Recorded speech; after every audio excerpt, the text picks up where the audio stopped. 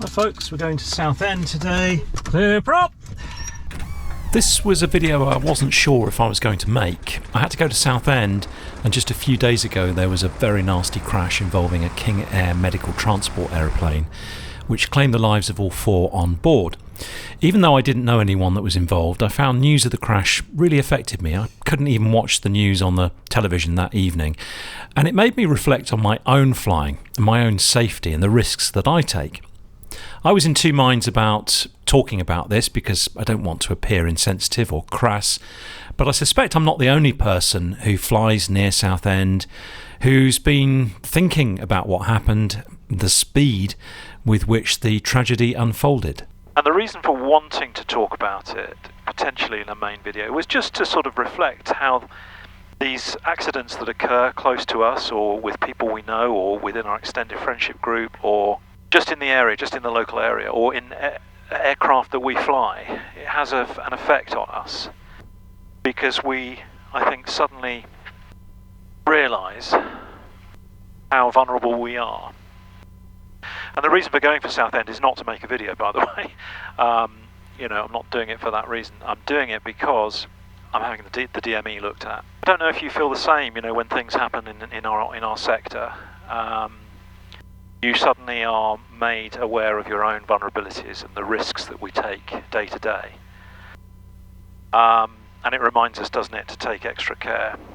I've lost a good friend to an aircraft accident a few years ago, back in, I think, 2019, and it knocked me for quite some time. I lost my confidence. I felt quite vulnerable. And the crash at Southend has had a sort of similar effect. Made me feel, look, this happened to professional pilots, commercial pilots, and it happened so quickly. It shows you how quickly things can go wrong, even with people with lots of hours and experience and a commercial pilot's license. It can easily happen to you or me. And also I wanted to reflect the fact that I empathised with everyone at Southend who, obviously clearly I'm thinking of the family and friends of those who died, which is just horrific. But also those people that work at Southend who've had to dutifully come in to work to get the airport going again. And what happened will be very fresh in their minds too. That was the point of wanting to mention that. Anyway, we're here at the hold at Charlie 1 now, and one of the things that has affected me, I think, is just a reiteration of the importance of the pre-takeoff checks, the departure checks, the departure brief, the eventualities brief. What happens if something goes wrong? So I'm going to do that today. I'm going to speak that out loud, and obviously that is very important to do anyway, but it's been shown to be exceptionally important. It's showing how quickly things can go wrong after takeoff. Okay, so parking, we're going to do our power checks first though. So parking brake is set, fuel selector will now go, I've just changed that to the fullest tank. Propeller's full forward, throttle is to 1800. Well, check the mags. Got 50 drop on that side. 30 drop on, 40 drop on that side. Vacuum is fine, ammeter is charging, oil temperature and oil pressure are fine, annunciator panel is good. Propeller 3 times, got no oil splashing about. All indications are normal, and the blade is doing as it should. Alternate air, we just check that for 5 seconds, make sure the engine continues to operate. Oil temperature and oil pressure are fine, fuel pressure is good, coming back on the throttle now. To idle, and we get a bit of a shake, rattle and roll, which is normal for this engine. Up to 1200 again, we've done the manifold pressure drain. Master switch is on, alternators are, magnetos are on both, temperatures and pressures are in the green. Compass and DI is 312, yeah, that's about right. We've got a course there of 307, that looks, sorry, 062, heading of 058. Altimeters 1014, 1014, nav aids tuned. We've got Southend, in fact let's pop Southend in here. SND is 362. Heading in course is set 058. Autopilot, we'll just do a quick check that we can override it, which we can. Fuel selector, we're on the fullest. Fuel pump is off.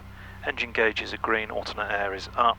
Seat backs, seat belts, mixture. Propeller flaps to 25. Trimmer is set for takeoff. Emergency gear extension override. Doors, landing light, transponder, left hand, so here's the departure brief, left hand seat takeoff, runway 36. Runway length is not limiting, crosswind not limiting, got wind straight ahead of us. We're going to rotate at about 58, climb at 70, 80, 96, 103, that's the step sort of speed increases as we go along. If we've got a problem on the ground, we'll close the throttle brake, come to a stop, inform ATC. If we've taken off and we can land back, we will land back. We're going to need to select the glide of 96 when clean, 80 when flaps are out. If we can't land back, we're looking for a field and there aren't that many options. It's probably clearer to the left. We've got a wind slightly from it's all over the place, it's straight ahead really. We can come and try and land back on runway 26, make a UE and come back on 18, but not below 1200 feet. It's fields to the immediate left and right. There's very little space there, but that's what we're going to do, and we'll be pushing forward to select the glide. So the time is now 10:13. Golf Victor, Charlie 1, ready for departure. Charlie Victor, hold position after departure, right turn to leave Godstone, knob of altitude 1,400 feet. Hold position after departure, leave Godstone, not above altitude 1,400 feet. Golf Bravo Mike Victor. Victor, 36, Central 30 degrees 6 knots, clear for takeoff. Clear for takeoff, runway 36, Golf Indy Victor. Clear on approach, clear on the runway. And we'll just stow these so they can't get in the way. The ground is pretty firm actually. We had a bit of rain, but it's fine. But we want to use all of the runway. With you, Lima 1014 We have good power, T's and P's are in the green, got a slight bird there. Just trying to take the pressure off the nose, we've got airspeed increasing. A few bumps are going to get us airborne, but there's not much we can do about that. Try and keep it ground effects. There we go. It's a bit bumpy, you see, 70. And now we'll climb up to 80 knots. Tap the brakes. Got good indications. Tap the brakes, gear up. Gear coming up. Gear in transit. Field there. Not many options. Okay, coming up on the flaps. T's and P's are still good. Lots of rising terrain, which is always a concern on this takeoff. Fields to the left.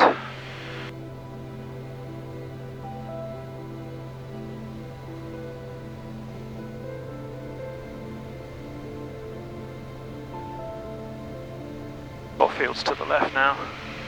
Fields to the right. I don't touch the power until I'm sure I can land somewhere. Okay, landing lights off, T's and P's are in the green, we're at the selected altitude, cruise power is set. Trimming forward, we've got the auto gear now on, got the flaps up, the gear is up also. Golf Victor, Godstone, and request frequency change to Southend radar 130.780. Victor, Southend, Squawk Constant Security. Squawk Constant Security, Golf Victor. So I'm on my way to Southend. This is a short flight, just 20 minutes airborne, and so I'll have to give them a call pretty quickly. Just before I do though, every month I like to update you on the work that AOPA UK has been doing for its members and for general aviation more generally. AOPA has recently responded to an airspace change request submitted by Amazon for a temporary reserved area and transponder mandatory zone near Darlington in England for drone deliveries. Amazon Prime Air wants to prove its concept for beyond visual line of sight drone operations and wants to restrict our access to airspace in a 12-kilometre arc to the northwest of Teesside Airport. In its response to the airspace change request, AOPA says that AOPA UK supports innovation, but is concerned about the implications of this TRA for general aviation users, particularly in Class G airspace. Requiring ADS-B out or 12-hour prior notice for non-equipped aircraft creates access barriers and undermines the principle of flexible, open Class G usage. AOPA is calling for the preservation of unrestricted access for GA in Class G airspace, wants Amazon Prime Air to bear the responsibility for deconfliction, and an assurance that this trial does not set a precedent for permanent drone temporary reserved areas. Join AOPA UK to support its tireless work preserving our freedoms to fly. Flying Reporter followers can get a 25% discount. The link is on the screen and in the video description. So what I do is I tend to track the M25 in this little valley here. There's lots of places to put down. Although at our altitude we wouldn't have very long. Something went wrong. I just want to put in the Southend tower frequency 127730. I was coming along this motorway earlier and there was a couple of problems, so it took about half an hour longer than it normally would. I'm going to start easing up now to a more comfortable altitude, as I'm confident if I stay north of the M25 we are going to be outside of controlled airspace, but keeping an eye on Biggin Hill, which I can now see. Let's accelerate that climb.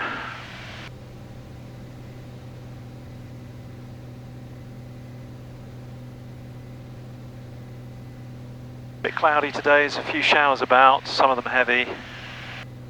A few CBs about as well. I'm confident with the plan. So we're on track now. And to be honest, I think we're going to level off there. We've got a bit of cloud at about 2,000 feet, so no point going any higher than that. Get ourselves trimmed for that, and then we'll start making our call through to Southend. We can listen to their ATIS now. Surface wind 300 degrees, 6 knots, varying between 250 degrees and 330 degrees. Visibility 10 kilometers or more. Loud view at 2,000 feet. Temperature 19er, dew point 13, UNH 1013 hectopascals, threshold QFE 1012 hectopascals. On first contact, report altimeter setting and information. Yankee received. Okay, so we've got Yankee 1013. Just going to lean back a little bit now. We've cooled the engine somewhat. Busy spot this, so just have a quick look for traffic before we get engaged. Southend radar, Golf Bravo Mike India Victor, PA28 inbound with Yankee, QNH 1013. Golf Bravo Mike India Victor, Southend radar, good morning, squawk 4575. Latest information now, Zulu, no significant change, QNH correct. Squawk 4575, information Zulu, QNH correct, and basic service outside Golf India Victor. Golf India Victor, roger, report your altitude and your flight rules. Golf India Victor is altitude 1,800 feet, 1013 VFR. Golf Bravo Mike India Victor, clear to enter Southend controlled airspace. Join downwind right hand, runway 23. VFR, not above altitude 2,400 feet. Clear to enter Southend controlled airspace, join downwind right hand, runway 23 VFR, not above altitude 2,400 feet. Golf Bravo Mike India Victor. Golf India Victor, correct. The trick with these flights where they're very short and where you've got to do a lot of things in short order is to almost rehearse it at home first and think about what order you're going to do stuff in, how you're going to set your comm and nav up and everything else. 024 is our limit, so we'll set that on here. In fact, we'll set 22 as our altitude there. We've got a downwind join, so just coming over Brands Hatch actually. Now, a bit of expectation bias crept in at about this point on the flight, which I thought was useful to share with you. I've been instructed to join right-hand downwind, as you heard. Join downwind right-hand, runway 23. In fact, I think the controller put an emphasis on the right-hand downwind join, but if I'm completely honest about this, a good 20 miles away, I'm actually thinking about a left-hand downwind join, because that's what I nearly always get coming in from this direction. My brain has automatically chosen the familiar join. Downwind right hand, that's to the north. And I had to challenge my own bias there, because automatically I was thinking left hand downwind. That's what was in my head, because that's what I normally get coming in here. So it's definitely right hand, so we'll have to go to the north of the airfield, which is fine. As I approach the airfield, I'm mentally preparing myself to see the scene of that horrible crash, and it plays on my mind a bit as I close in on Southend.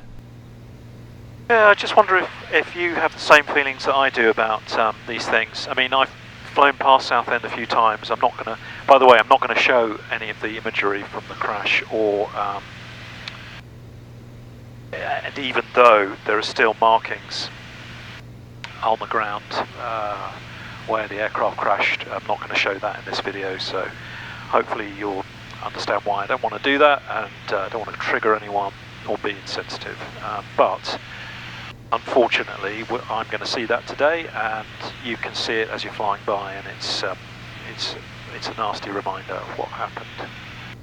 And I'm not going to try and second guess what happened here. I mean, it's not for me to say. I think all I will say is that I suspect there'll be stuff that comes out in the report that none of us thought about. I mean, we can all take a guess at what are the most likely things that might have happened, but we could be all completely wrong. So I know there are plenty of places online that are doing that. It's not for me. I don't want to do that. So, well, what do I know?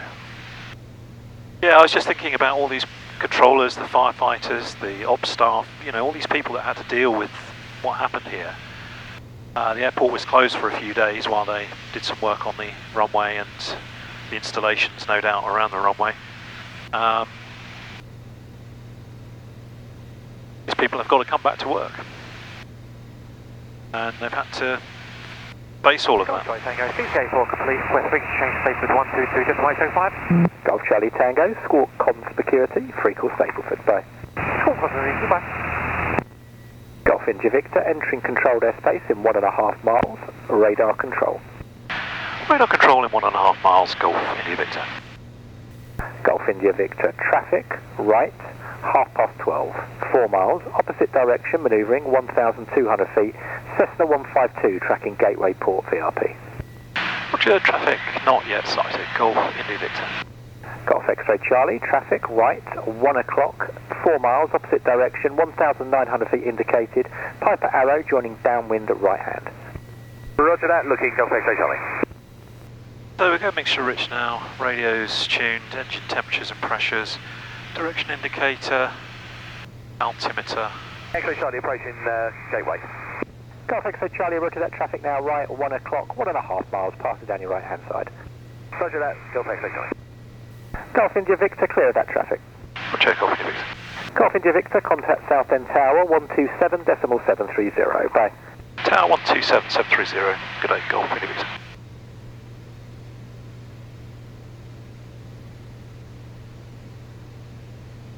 Southend Tower, Golf Bravo Mike, India Victor.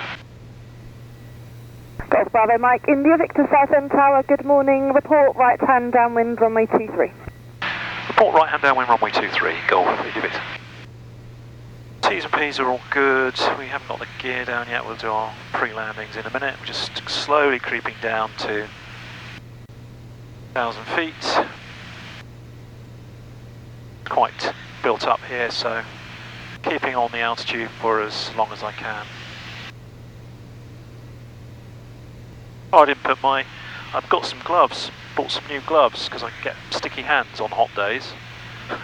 I've worn them today. We're in gear speed, so we'll get the gear down now. Help slow us down nicely to sort of a good circuit speed. Brakes, undercarriage down, 3 greens, mixture's fully rich, engine temperatures and pressures are in the green.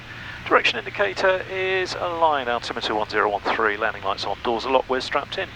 Golf India Victor, right hand downwind, runway 23. South India Victor, port final number 1.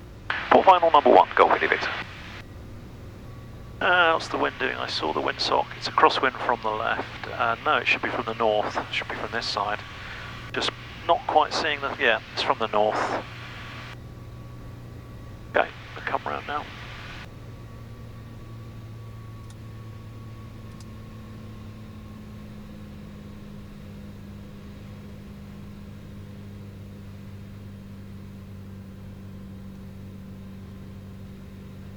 Reds, blues, we've got 3 greens, even though that light's a little bit dim, it is illuminated. Clear on approach.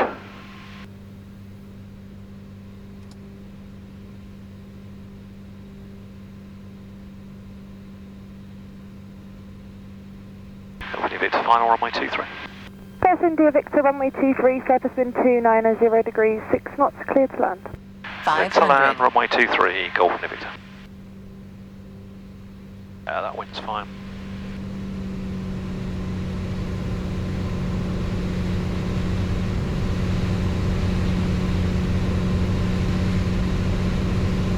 Reds, blues, and 3 greens.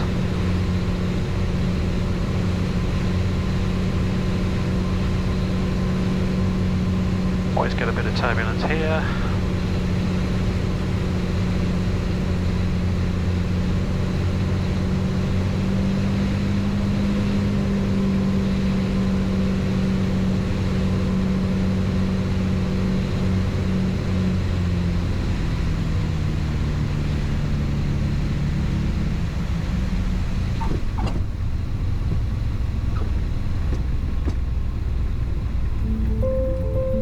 And so I'll wrap up the episode there, a slightly more downbeat one compared with my normal style.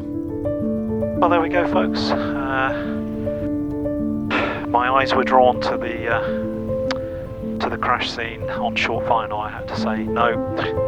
It's impossible not to think about it. And anyway, I'll end this video by just reminding you that I'm thinking a lot about those people on board and all the people here at the airport that have been dealing with this. Taxi holding point Alpha 1, runway 23, via taxi with Charlie and Alpha, QNH 1013, Golf Bravo, Sierra Zulu Oscar. Hello Tower, Golf Bravo Mike 3 Charlie. Golf Bravo Mike 3 Charlie, Southend Tower, hello, report ready to turn base.